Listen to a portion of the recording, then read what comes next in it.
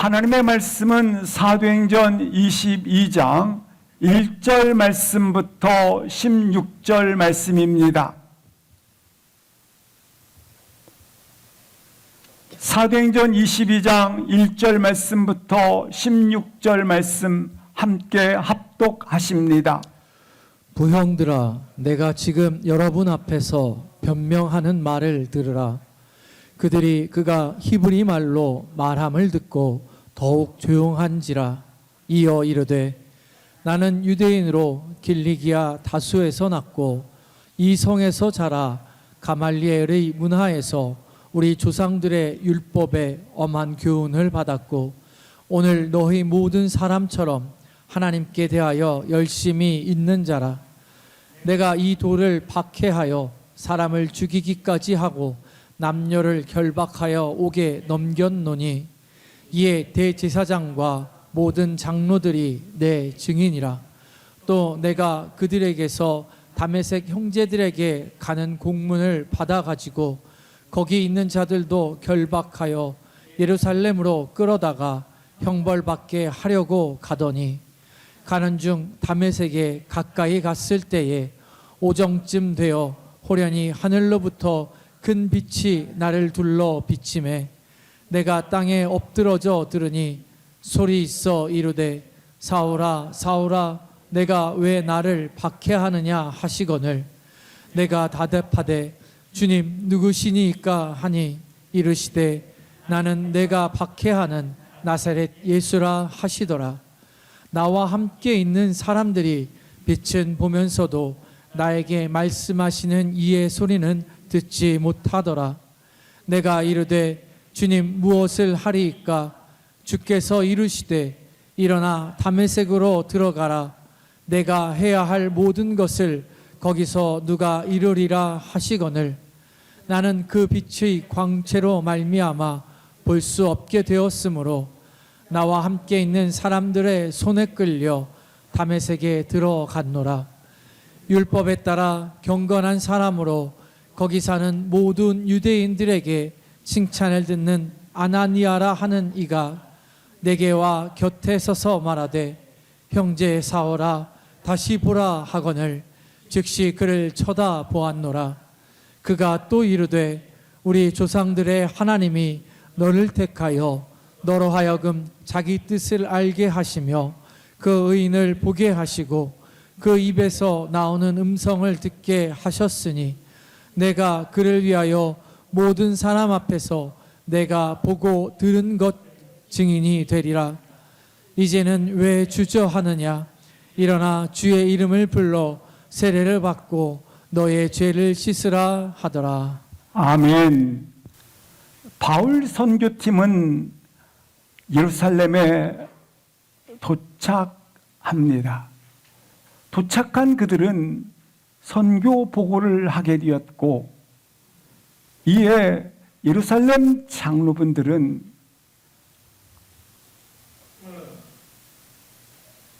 이스라엘 유대인 가운데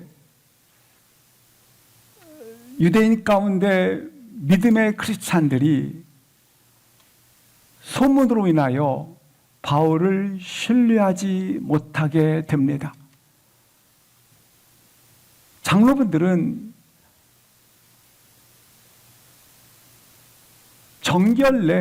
정결 예식을 통하여 그 소문을 회복시키고자 제안을 하게 됩니다.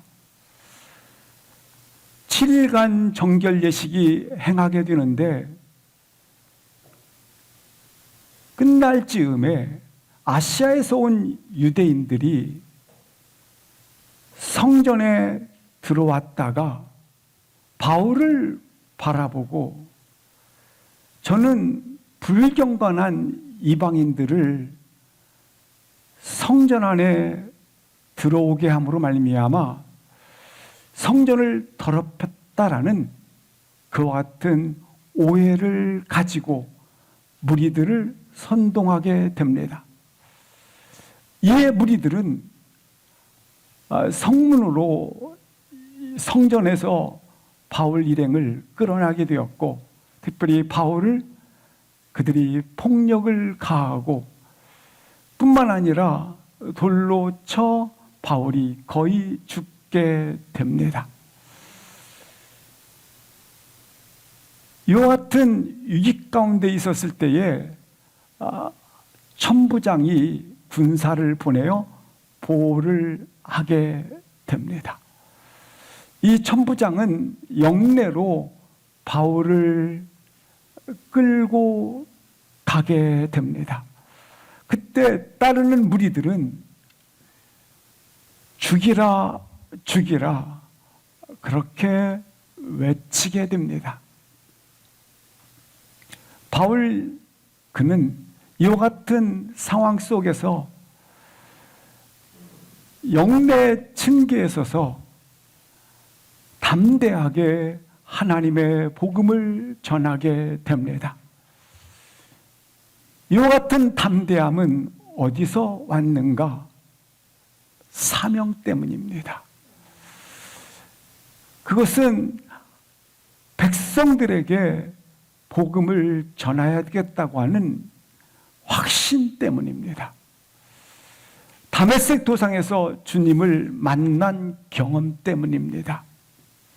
다메섹 도상에서 빛 가운데 주의 음성을 들었기 때문입니다. 우리도 동일하게 주님을 만남으로 말미암아 구원의 흔적, 생명의 기쁨을 가져다주는 구원의 만남의 역사, 생명의 흔적이 우리 안에 흐르기 때문에 비록 우리가 이와 같은 때로는 폭행이 있는 현장 앞에, 때로는 죽이라 죽이라 하는 그런 현장 앞에, 그리고 돌로 치는 현장 앞에 서 있지만 우리 심령 속에 구원의 흔적, 생명의 흔적, 만남의 흔적이 흐르고 있기 때문에 담대하게 전할 수 있다고 하는 것입니다. 바울은 천부장에게 나에게 변명할 기회를 주십시오. 천부장은 이에 허락을 하게 되었다고 하는 것입니다. 바울이 천부장에게 말할 기회를 달라고 했던 것은 자신의 무고함을 변론하기 위해서가 아니었습니다. 바울은 복음을 전하기 위해서였습니다. 먼저 21장 38절 말씀에 보시면 바울은 나는 유대인입니다. 길리기아 다소 출생입니다. 그리고 말하기를 청하자 천부장은 허락을 하게 됩니다. 그 내용이 22장 1절 2절이 되겠습니다. 바울은 지금 이렇게 돌에 맞아 거의 죽음의 상태에 있습니다. 그리고 죽이라 죽이라 하는 큰 소동이 있는 현장에 놓여져 있습니다. 그런 가운데 담대하게 이렇게 부릅니다. 부형들아. 그리고 2절 말씀을 보시겠습니다. 그는 히브리 말로 복음을 전하기를 시작하였다 말씀하고 있습니다. 복음을 전하면서 그는 이렇게 선언을 합니다. 예수 만나기 전 자신의 이력서, 자신이 어떻게 살아왔는지를 소개하고 있습니다. 먼저 3절, 4절을 보시겠습니다. 예수 만나기 이전에 나는 유대인이었습니다. 나는 이런 가운데 지냈습니다. 길리기아 다소에서 나왔습니다. 아버지가 이와 같은 외국 땅에서 그렇게 상황에 놓여져 있어서 로마의 시민권을 가질 수 있는 자격되는 그러한 다소에서 났습니다. 그러나 내가 자란 곳은 이 성에서 자랐습니다. 예루살렘 성에서 자랐습니다. 뿐만 아니라 나는 그 당시에 율법의 정통인 가말리알 문화에서 교육을 받았을 뿐만 아니라 율법의 엄한 교훈을 받았습니다. 나는 하나님에 대해서 열심히 있는 자였기 때문에 4절 보시겠습니다. 얼만큼 열심히 있는가? 예수 믿는 자들을 이단, 괴수로 여겨서 그들을 박해했고, 또한 예수 믿는 자를 죽이기까지 하였고, 남녀를 결박하여 옥에 넘기는 그와 같은 열심을 가진 자였습니다. 당신들이 지금 나를 이렇게 하나님에 대해서 열심히 있어서 나를 박해하고 죽이고자 하였던 것처럼 내가 주를 만나기 전까지 나도 그와 같은 열심을 가진 자였습니다. 이렇게 자신을 소개하고 있습니다. 근데 여기 열심히 있었다고 하는 표현은 과거에만 열심히 있었다는 것이 아니라 현재형으로 쓰여져 있기 때문에 지금도 나는 하나님에 대하여 열심을 가진 자입니다. 중요한 것은 그 예수 하나님을 주님을 만나기 전에는 전과 지금은 방향이 바뀌었다는 것입니다. 방향이 잘못되어 있었다는 것입니다. 지금은 나는 만난 자로서 하나님에 대하여 열심을 가진 자입니다. 이렇게 자신을 소개하고 있습니다. 5절을 합독하시겠습니다. 이에 대제사장과 모든 장로들이 내 증인이라. 또 내가 그들에게서 다메섹 형제들에게 가는 공문을 받아 가지고 거기 있는 자들도 결박하여 예루살렘으로 끌어다가 형벌받게 하려고 가더니, 나는 열심히 있었는데 하나님에 대한 이 열심이 예루살렘에서만 가진 것이 아니라 당신들과 함께 있는 대제사장과 모든 장로들이 증인입니다. 거짓말이 아닙니다. 나는 외국 땅에까지 그들로부터 공문, 체포 공문을 받아가지고 다메섹까지 갔던 자입니다. 다메섹에 간 이유는 어디에 있었는가? 예수 믿는 자들을 결박하여 그들로 예루살렘으로 끌고 가서 형벌을 받게 하고자 하는 데 있었습니다. 이렇게 나는 적극적으로 하나님에 대하여 열심을 가진 자였지만, 그래서 시리아, 오늘날 여기 다메섹은 시리아입니다. 시리아까지 이 이단, 예수 믿는 그 교수들을 잡기 위해서 그렇게 열심을 냈던 자입니다. 이렇게 바울이 예수 만나기 이전에 자신의 소개를 하고 있습니다. 그렇다면 나는 언제 예수님을 만났는가? 6절, 7절을 합독하시겠습니다. 가는 중 다메섹에 가까이 갔을 때에 오정쯤 되어 호련히 하늘로부터 큰 빛이 나를 둘러 비치매 내가 땅에 엎드러져 들으니 소리 있어 이르되 사울아 사울아 내가 왜 나를 박해하느냐 하시거늘. 내가 제사장과 장로들로부터 공문을 받아서 저 이단들을 척결시키기 위하여 다메섹으로 6절을 보여주시겠습니다. 다메섹으로 가고 있었습니다. 다메섹에 가까이 갔을 때에 갑자기 하늘로부터 큰 빛이 나를 둘러 비추었습니다. 근데 그 시간이 언제냐면 오정쯤 되어 있었던 사건입니다. 이렇게 말씀을 하고 있습니다. 이 오정쯤이라고 하는 것은 나에게 어둠이 있거나 그리고 피곤함이 있는 시간이 아닙니다.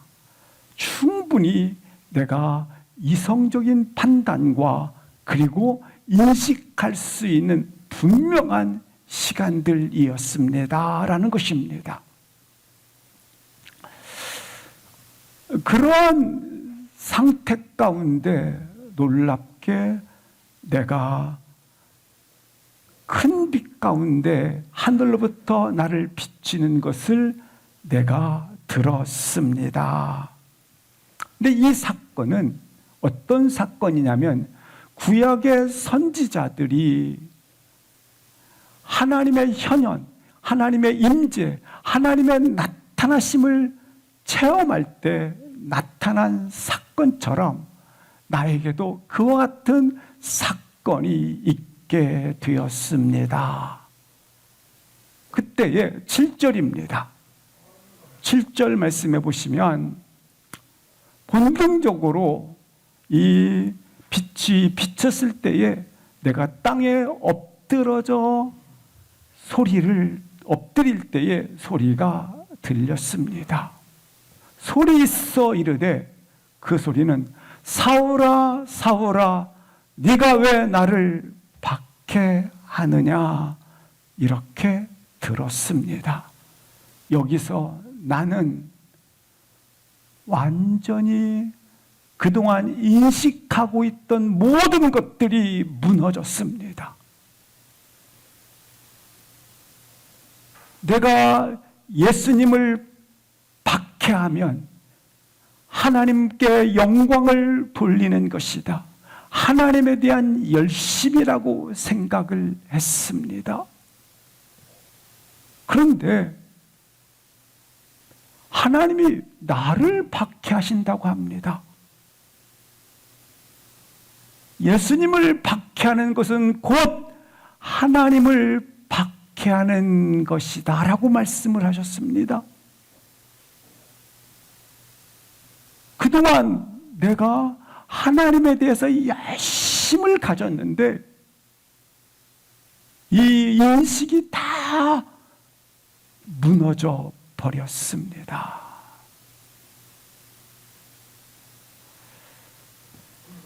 왜 바울은 예수님을 이처럼 박해하였는가?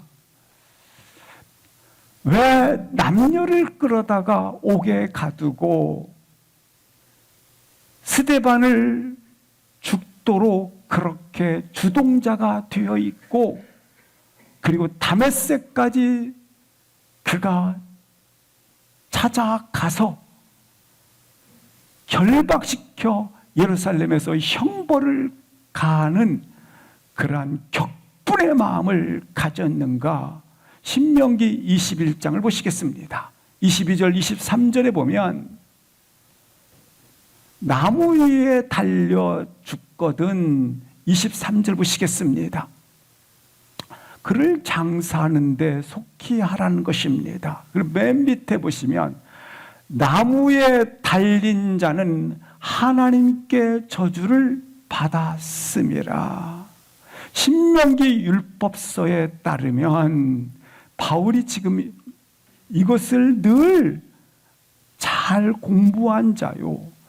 이것을 또한 학문화시켜서 잘 알고 있는 자입니다. 유대인들 뿐만 아니라 바울은 더더욱 잘 알고 있습니다. 근데 어떤 한 젊은이가 나타나더니 나를 본 자는 아버지를 보았다. 나와 아버지는 하나이다. 결국 그가 신성모독죄로 십자가 전에 나무에 죽은 자다. 그래서 그는 하나님께 저주를 받았다.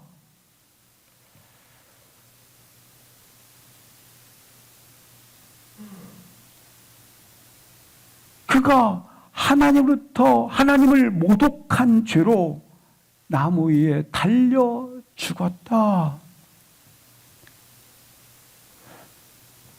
유대인들과 바울이 기다리는 메시아는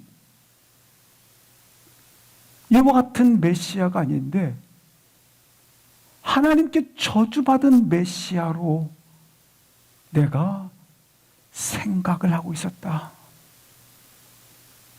그래서 내가 열심을 냈다.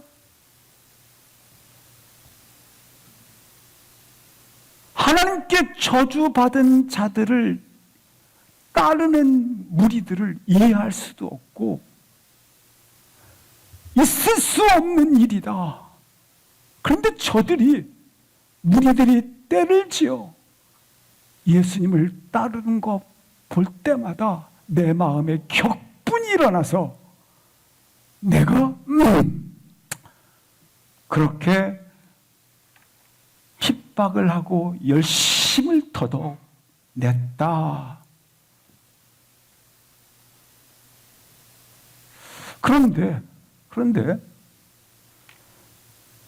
그렇게 쫓는 무리들에 대하여 격분을 냈는데 다메섹 도상에서 사울아 사울아 하나님이 현현할 때마다 나타나시는 것, 네가 나를 박해하느냐, 이렇게 예수를 박해했는데 하나님을 박해한다고 내게 말씀을 하시더라. 그래서 내게 내 인식하고 있었던 모든 것에 놀랍게 이처럼 모든 것들이 무너졌다. 예수님을 박해하는 것은 곧 하나님을 박해하는 것과 같더라. 이렇게 말씀을 하고 있습니다. 그래서 바울의 첫 마디가 8절입니다. 합독하시겠습니다. 내가 대답하되 주님 누구시니까 하니 이르시되 나는 내가 박해하는 나사렛 예수라 하시더라. 바울은 이렇게 말하는 겁니다. 나는 평생 율법을 연구하는 대학자입니다. 그리고 나는 조상들이 가지고 있었던 유전 따라 모든 것을 결정하고 생각하고 판단하는 그와 같은 유전에 따라, 조상들의 유전에 따라 결정하는, 그걸 시금석으로 하는 그와 같은 태도를 취하던 나였습니다. 근데 바울이 첫 마디가 뭐냐면 주님은 누구십니까? 나는 하나님에 대해서 열심히 있었는데 정작 누구십니까? 하나님 누구세요? 내가 하나님을 모르고 있다라는 것입니다.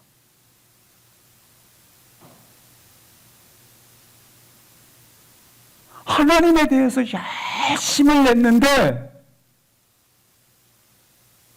정작 하나님이 누구신지를 내가 모르고 있다는 것을 내가 알았습니다. 모르고 있다는 걸 내가 알았습니다.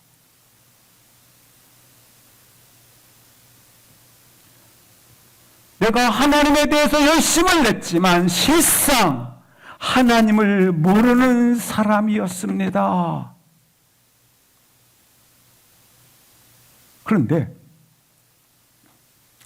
주님이 이렇게 말씀하셨습니다.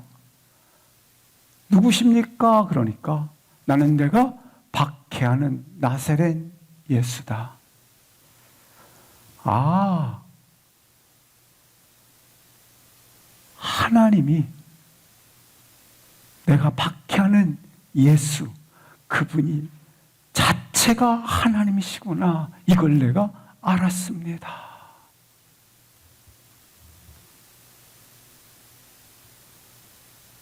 내가 열심을 내어 박해했던 그분이 하나님인 그 자체, 하나님 그분이신 것을 내가 알았습니다. 다른 말로 말하면 만난 것입니다. 체험한 것입니다.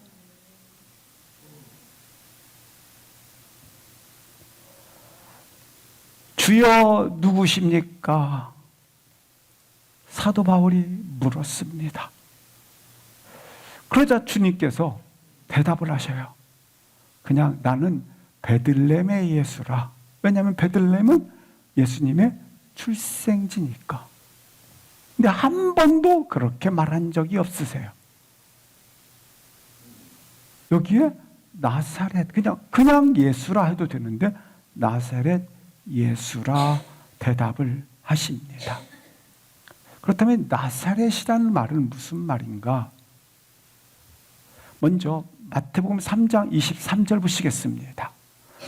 나사렛 사람이라 칭하리라 하심을 이루려 함이라. 근데 나사렛 예수다 이렇게 칭한 것을 이루셨는데 누가 예언한 거? 선지자로 하신 말씀. 그러니까 여기 선지자는 복수입니다. 여러 선지자들이 우리를 구원할 자, 그 사람은 나사렛 사람이라 이렇게 예언을 했다라는 겁니다. 근데 구약 성경에 나사렛이라는 말씀이 한 번도 나온 적이 없습니다.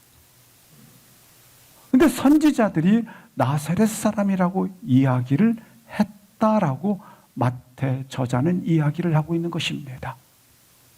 그럼 무슨 의미를 가지고 있느냐면, 예를 들어서 우리가 갈릴리 호숫가에서, 갈릴리라는 지명이 나옵니다. 근데 성경에서 나오는 지명, 지역은 지역을 강조하기 위해서 말하는 것이 아니라 갈릴리라고 하는 그 개념은 뭘 총칭하느냐면 소외된 사람들, 가난한 사람들, 버려진 사람들, 저주받은 사람들을 칭할 때 쓰는 것이 갈릴리라는 지명을 쓰는 겁니다. 마찬가지로 나사렛이라고 하는 것은 버려진, 가난한, 저주받은, 소외된 사람, 이걸 칭할 때 나사렛이라는 표현을 쓰게 됩니다. 따라서 나사렛 사람이라고 하는 것은 우리 주님께서 오셔서 어떤 모습으로 사셨다? 가난한 자의 모습, 저주받은 자의 모습, 버려진 자의 모습, 소외된 자의 모습으로 사셨다라는 걸 말하는 것입니다. 선지자들은 주님이 오셔서 어떻게 사셨는가?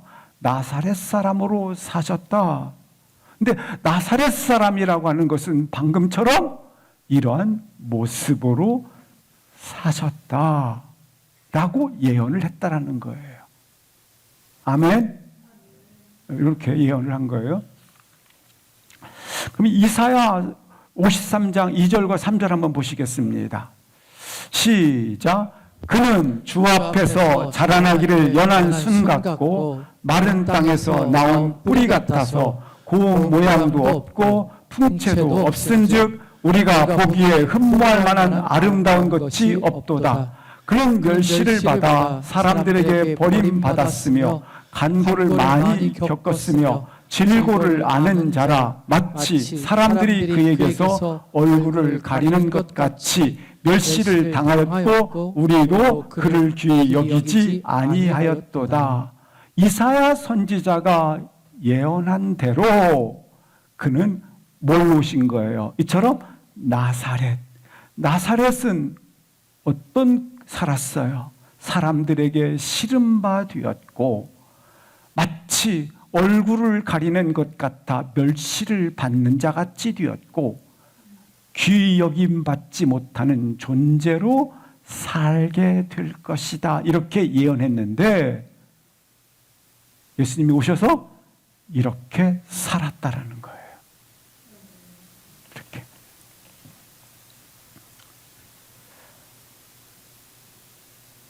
그런데 바울도 그랬고 그 당시 유대인들이 메시아를 기다렸어요. 어떻게 기다렸어요?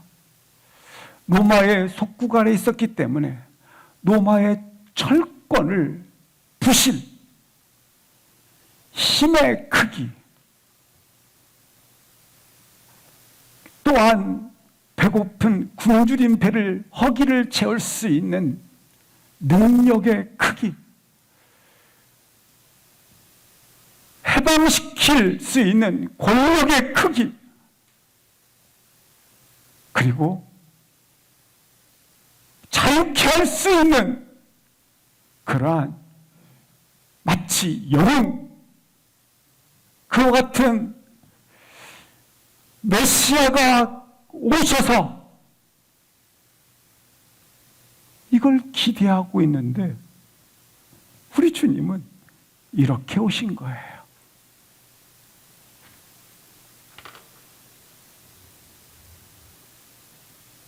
오늘날 시장 원리에 따라 우리 삶이 결정됩니다.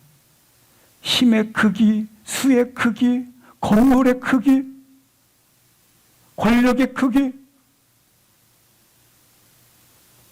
이것들이 다 영의 크기, 능력의 크기, 다 교주에 이걸 나타나기를 기대하는 거예요.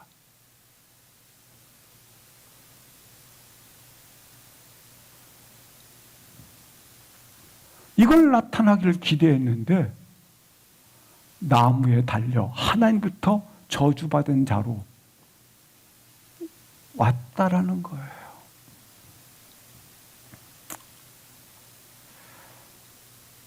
그래서 오늘날 교회가 사실은 다 이걸 추구하고 있으니까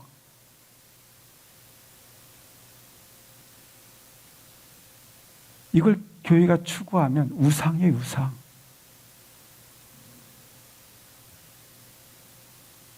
교주 모시고 세우는 거예요, 이게.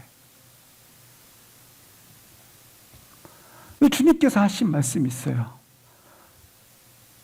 바울아, 난 너희들이 기대했던 메시아 이걸로 온 것이 아니라 뭣도 왔다? 나사렛 예수로 왔다. 흠모할 만한 모양도 없고 사람들에게 멸시를 받아 존귀 여김 받지도 아니하고 사람들에게 싫어한다 되는 그런 존재로 나는 너에게 왔다.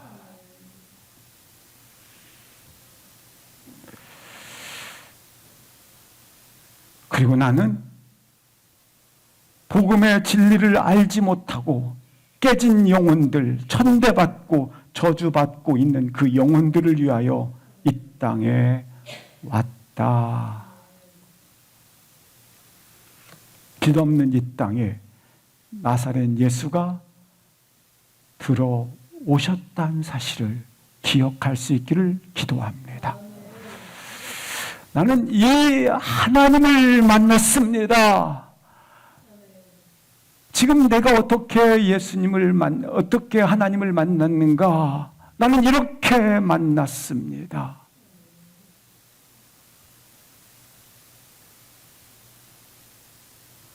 바울 개인의 인식 속에 늘 가지고 있었던 교주, 가지고 있었던 영웅,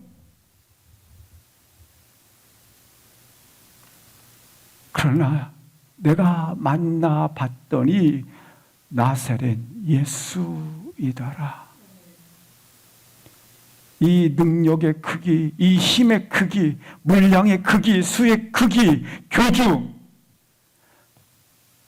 이거 다 우상들인데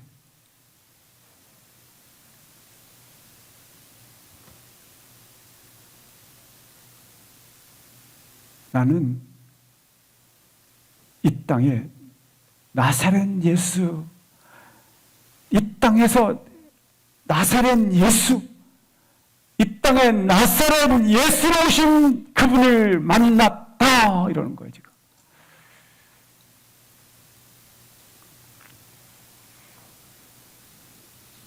9절 10절을 합독하시겠습니다. 9절 10절 시작. 나와 함께 있는 사람들이 빛을 보면서도 나에게 말씀하시는 이의 소리는 듣지 못하더라. 내가 이르되 주님 무엇을 하리이까? 주께서 이르시되 일어나 다메섹으로 들어가라. 내가 해야 할 모든 것을 거기서 누가 이르리라 하시거늘 10절 말씀에 보시면 주여 누구십니까? 주님께서 나사렛 예수다 라고 말씀해 주셨습니다. 이는 다른 말로 말하면 내가 알게 되었습니다. 내가 만나게 되었습니다. 그렇습니다. 주님을 만난 자, 주님을 아는 자들은 오늘 두 번째, 주님 무엇을 하리까? 무엇을 할지를 알게 되는 것입니다. 내가 무엇을 해야 하는지를 만난 자만이 알게 된다고 하는 것입니다. 그래서 무리들 앞에 전에는 나 또한 당신들처럼 하나님에 대하여 열심이었습니다. 율법에 열심이었습니다. 그런데 내가 하나님에 대해서 오해를 했습니다. 그 열심이 오히려 하나님을 박해하는 일이 되었습니다. 내가 다메섹으로 가던 중에 정오의 빛이 비쳤고 하나님이 나에게 나타나셨습니다. 나는 주여 누구십니까? 물었습니다. 주여 누구십니까? 나는 기대했습니다. 잘하였도다. 충성된 종아, 칭찬할 줄 알았습니다. 근데 하나님께서는 나를 향해서 네가 박해한다. 네가 박해한다.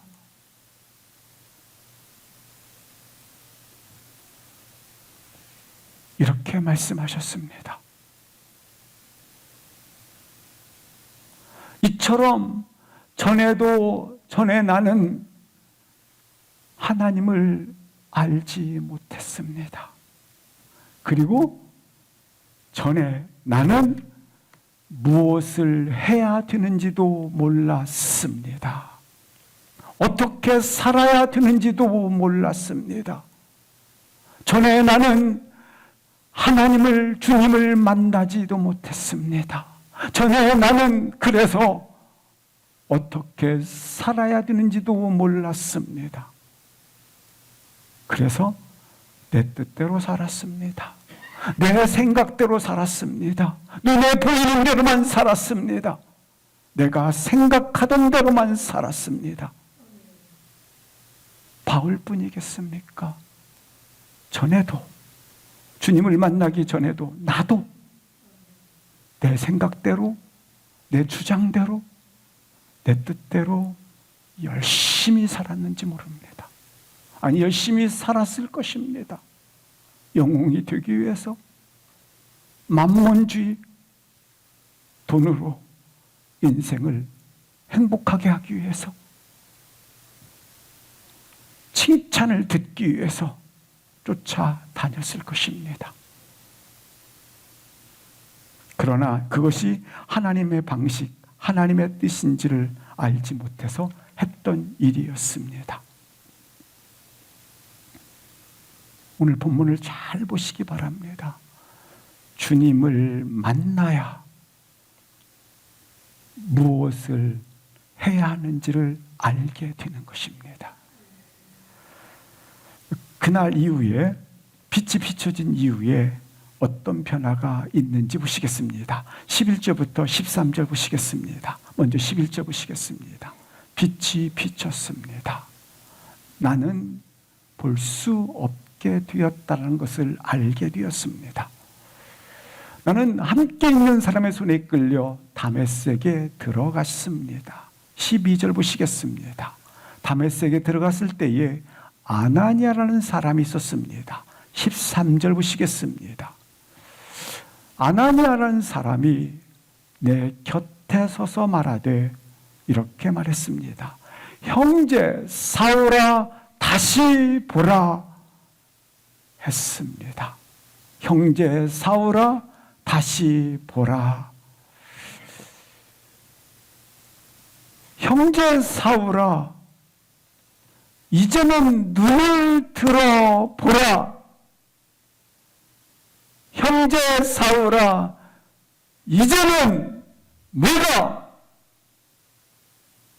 너의 눈앞에 있는 거, 현실, 너의 눈앞에 있는 이익, 너의 눈앞에 당장 보이는 콧끝만 보지 말고, 형제 사울아, 이제는 하나님으로부터 오는 것을 보라. 넘어 보라. 멀리 보라. 여기 보라라는 뜻은 다른 표현으로 말하면 넘어보라는 거예요. 넘어보라.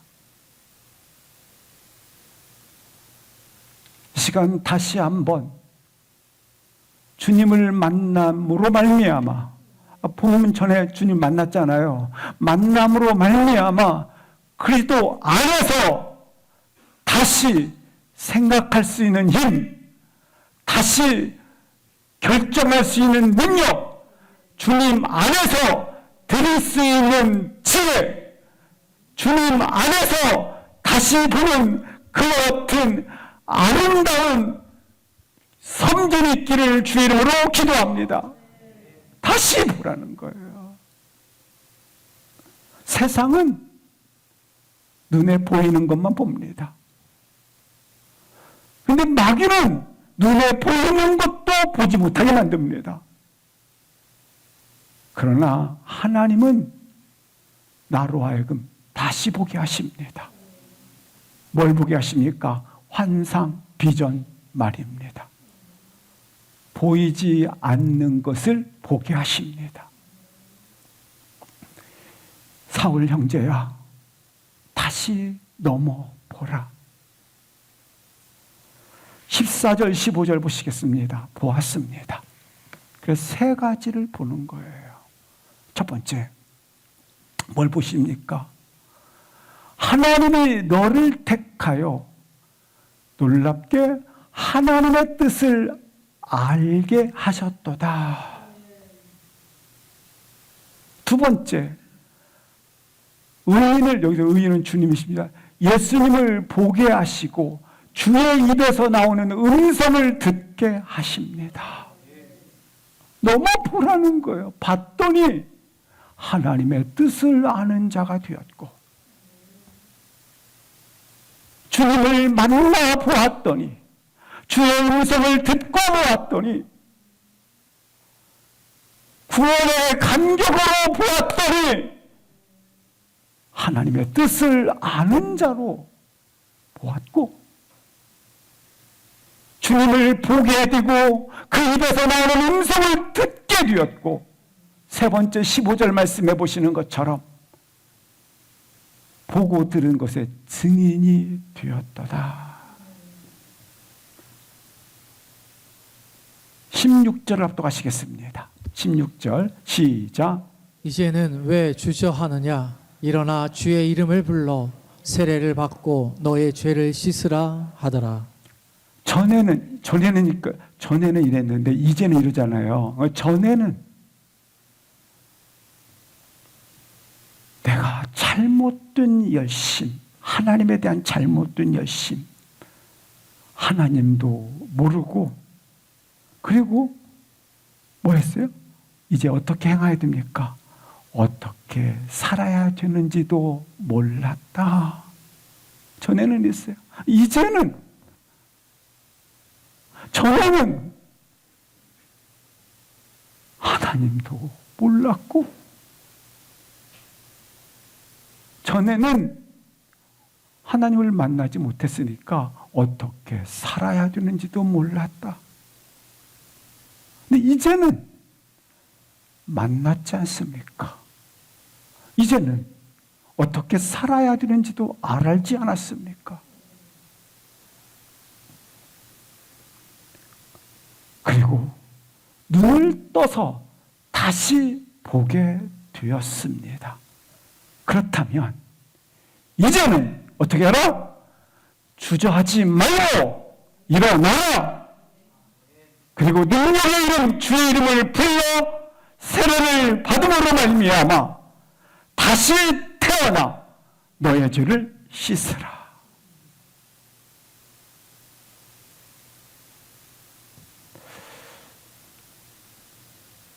바울 어떻게 그는 발걸음을 움직이는지 보도록 하시겠습니다. 17절, 18절 합독하시겠습니다. 후에 내가 예루살렘으로 돌아와서 성전에서 기도할 때에 황홀한 중에 봄에 주께서 내게 말씀하시되 속히 예루살렘으로 나가라. 그들은 내가 내게 대하여 증언하는 말을 듣지 아니하리라 하시거늘. 17절 말씀에 보시는 것처럼 바울은 후에 예루살렘으로 돌아와서 어디에 가느냐면 성전에 기도하러 갑니다. 성전에 기도한 내용이 로마서에 기록되어 있습니다. 어떻게 기도했습니까? 내가 예수님을 만난 것처럼 내 동족 이스라엘이 주를 만나게 하여 주옵소서. 이렇게 기도했어요. 근데 바울의 생각이 있어요. 어떤 생각을 가졌느냐면 18절 보시겠습니다. 나는 율법에 정통한 자이기 때문에, 한마디로 대학자이기 때문에 이스라엘 백성들이 율법에 대해서 잘 알기 때문에 그들로 나는 전할 수 있습니다. 나는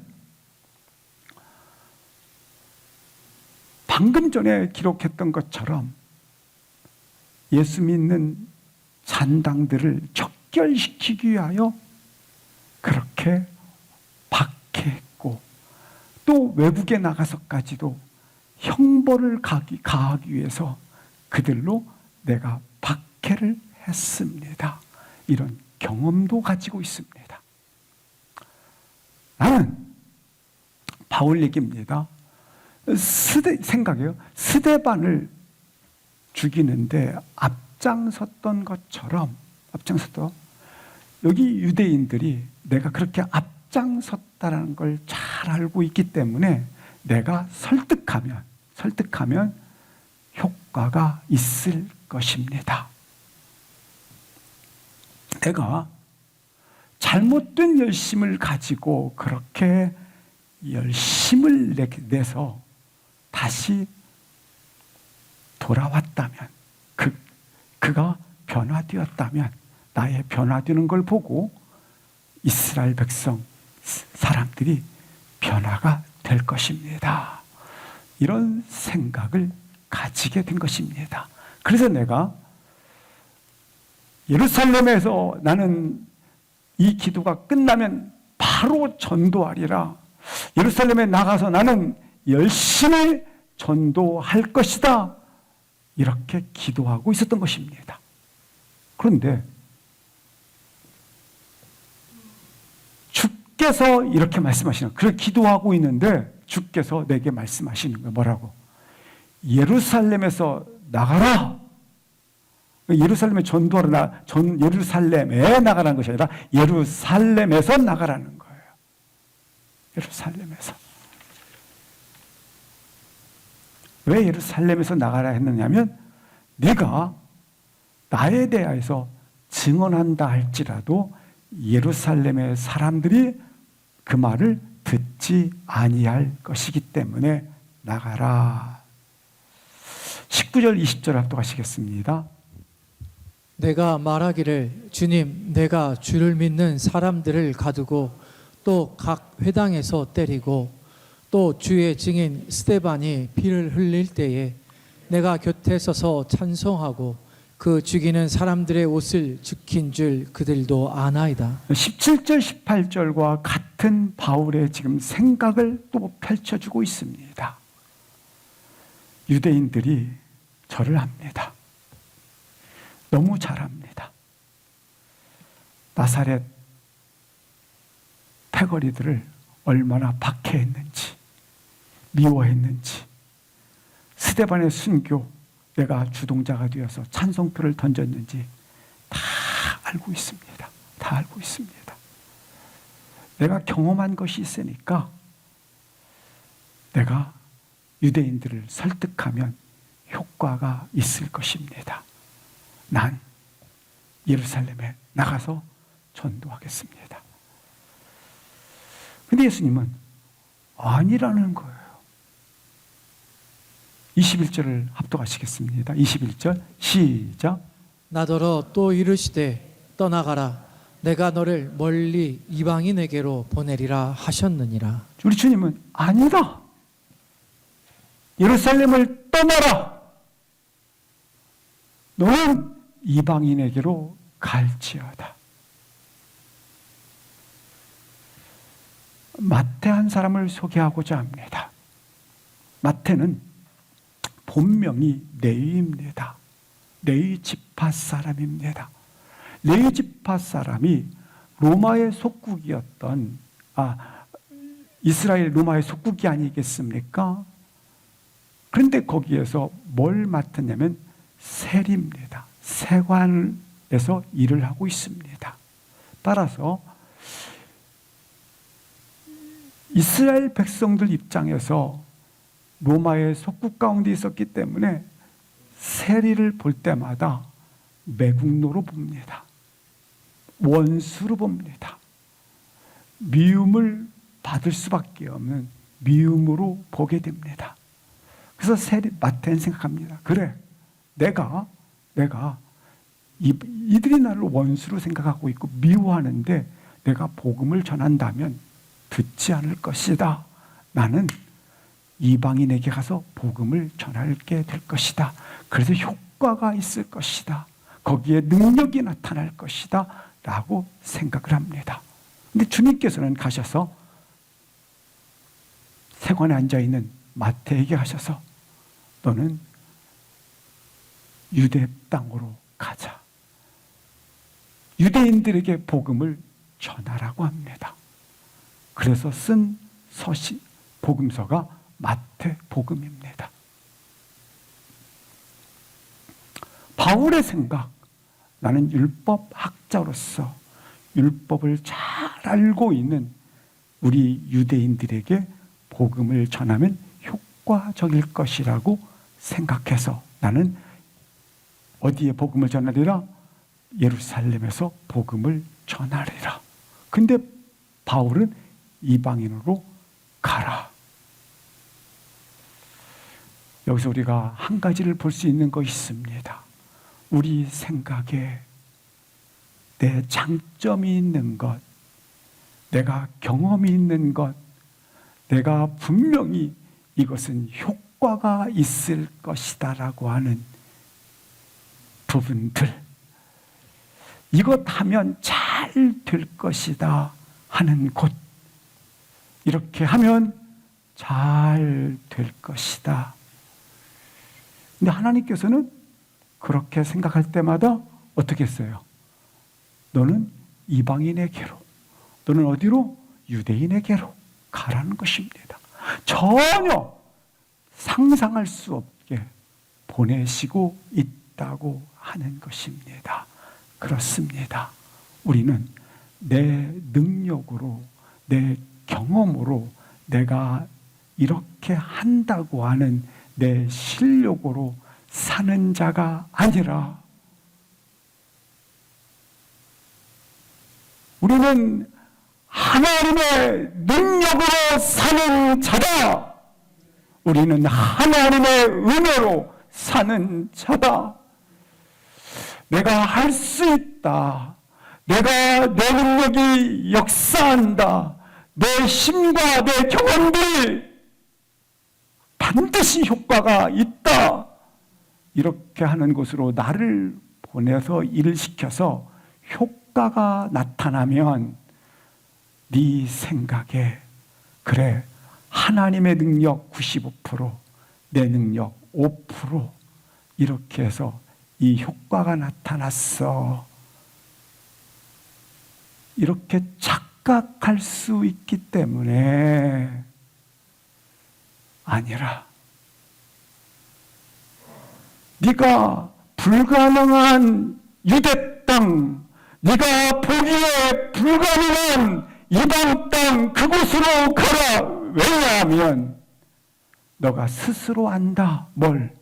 하나님의 능력이었다라는 걸, 하나님의 은혜였다라는 걸. 너는 네 능력으로 사는 자가 아니라 하나님의 능력으로 사는 자이며 하나님의 은혜로 사는 자이다. 100%. 99.9%는 하나님의 능력, 0.01%는 내 능력이 아니라 100%.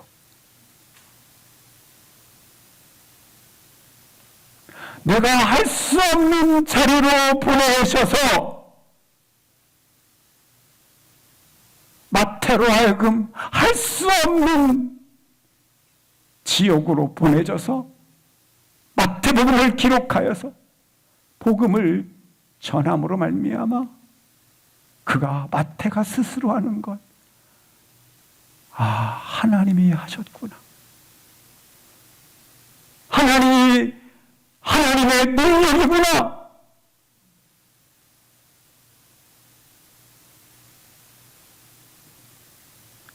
원수였던, 미워했던, 전혀 불가능한 이 유대 땅, 놀랍게 마태복음을 기록해서 복음 전도를 통해서 효과가 나타났어요. 만약에 마태가 내가 유대 땅에 가서 내 능력, 이야, 혹이나 네 능력으로 이와 같은 역사가 나타났다라고 하는 걸 착각시키지 않게 하기 위해서. 그래서 나의 계획, 나의 능력이 아니라 하나님의 능력으로 살아가는 자라는 것을 확인할 수 있기를 주의 이름으로 기도합니다. 난 어떤 사람입니까? 나는 나의 장점, 나의 계획으로 살아가는 자가 아니라 하나님의 능력과 하나님의 은혜로 살아가는 하나님의 사자라고 하는 것을 기억할 수 있기를 주의 이름으로 기도합니다. 일어나셔서 우리 합심해서 함께 통성으로 기도하시겠습니다.